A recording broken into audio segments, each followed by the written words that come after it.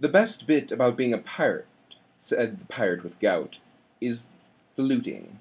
That's rubbish, said the albino pirate. It's the doubloons. Doubloons are easily the best bit about being a pirate. The rest of the pirates, sunning themselves on the deck of the pirate boat, soon joined in.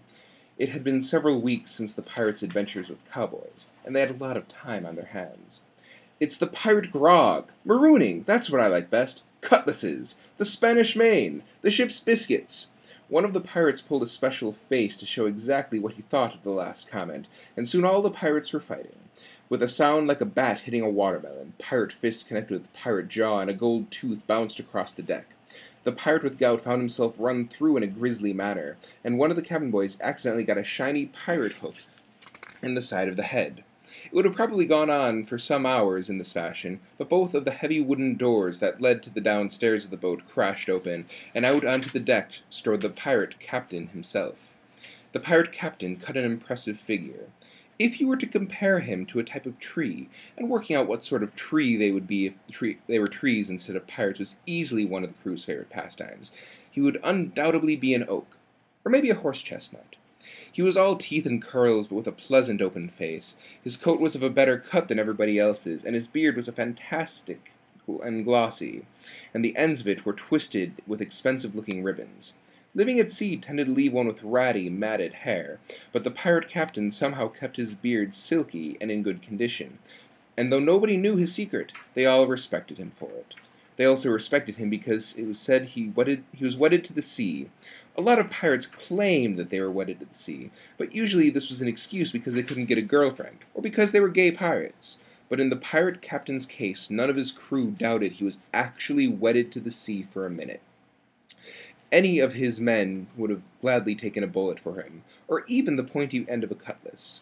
The pirate captain didn't need to do much more than clear his throat and roll his eyes to stop the fighting dead in its tracks. "What's going on, you scurvy knaves?" he bellowed. Pirates were often rude to one another, but without really meaning it, so none of the brawling pirates took being called a scurvy knave too much to heart.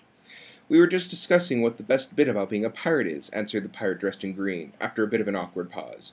"The best bit about being a pirate?" "Yes, sir, we couldn't quite decide. I mean, it's all good.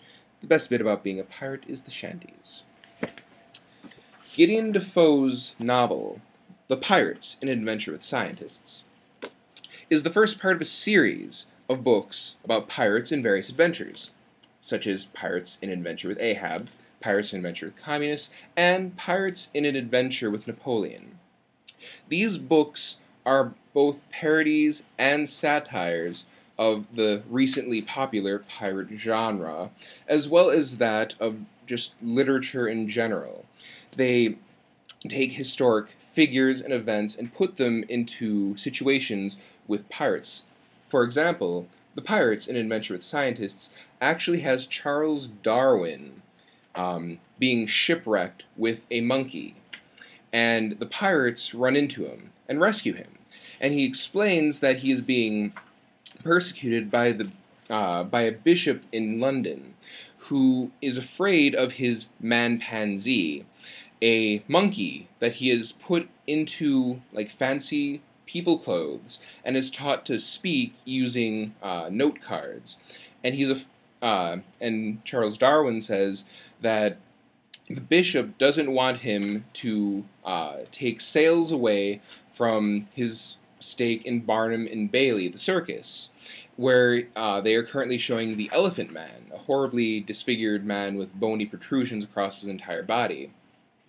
So what ends up happening is they go to London to see the show, and they find out that there have been a bunch of grisly murders recently with the disappearances of women, and eventually, after infiltrating the circus dressed as women themselves, the pirates discover a grisly plot with the bishop, who is behind the whole affair for more than simply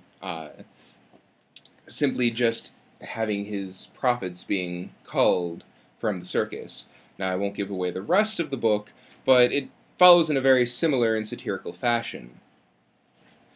Now, this book, I mean, it is hilarious and in the same traditional vein as other satires, such as Gulliver's Travels, Hitchhiker's Guide to the Galaxy. Gideon Defoe himself is a British author who wrote this book because in order to convince a woman that he was interested in to leave her current boyfriend, which unfortunately she did not, and he is still single and living in London.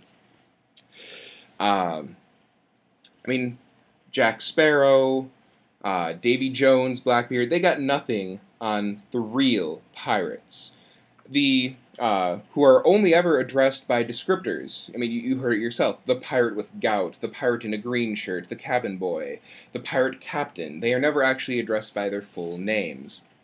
And so, this book is one that you should read in order to learn the fine-tuned arts of being a pirate, being a scientist, and being an informed reader of satire.